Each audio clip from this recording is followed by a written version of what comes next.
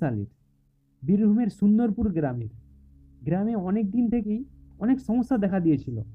প্রতিদিন রাত্রে গ্রামের একটা করে পুরুষ গায়েব হচ্ছিল।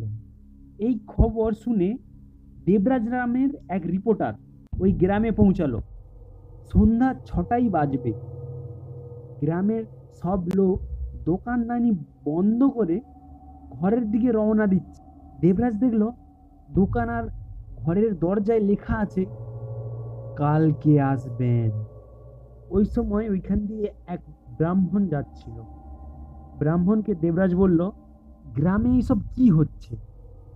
তখন সেই ব্রাহ্মণ বলল, এই গ্রামে এক লাল পরা প্রেতনি ঘুরে। সে রোজ রাতে ঘরে গিয়ে দরজায় নাড়া দেয়।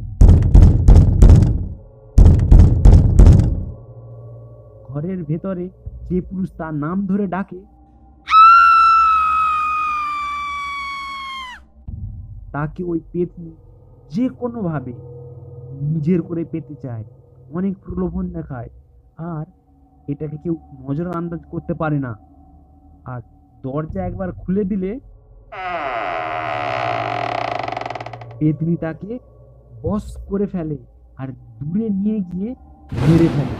তাই জন্য গ্রামের লোক বাঁচার জন্য দোকানে আর ঘরের দরজার বাইরে কালকে আসবেন লেখা থাকে। আর ওই লেখা পড়ে ওই প্রেতনি কালকে আসে, আবার পরের দিন কালকে আসে। এইভাবেই সিলসিলা চলতে থাকে। এই কথা বলে ব্রাহ্মণ তার বাড়ি চলে যায়। দেবরাজ কালকের পত্রিকার জন্য ভালো গল্প তো পেয়েছে, কিন্তু কিছু দূর যেতেই তার বাইকের পাংচার হয়ে যায়।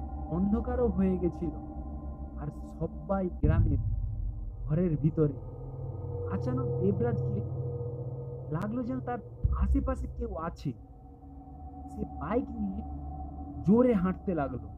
কেউ খুব মিষ্টি শব্দে তার নাম ধরে ডাকলো।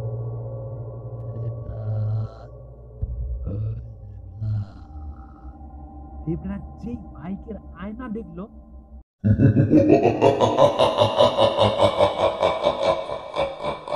অমনি বাইক ছেড়ে দৌড়ে পালালো। সে একটা ছোট্ট ঘরে লুকালো আর দরজা ভালো করে বন্ধ করে দিল। দরজায় জোরে জোরে আওয়াজ হচ্ছে।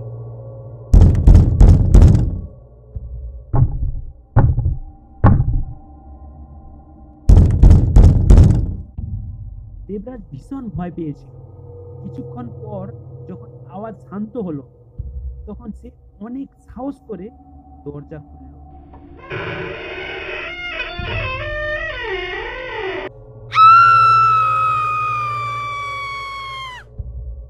তখন সেখানে কেউ ছিল না।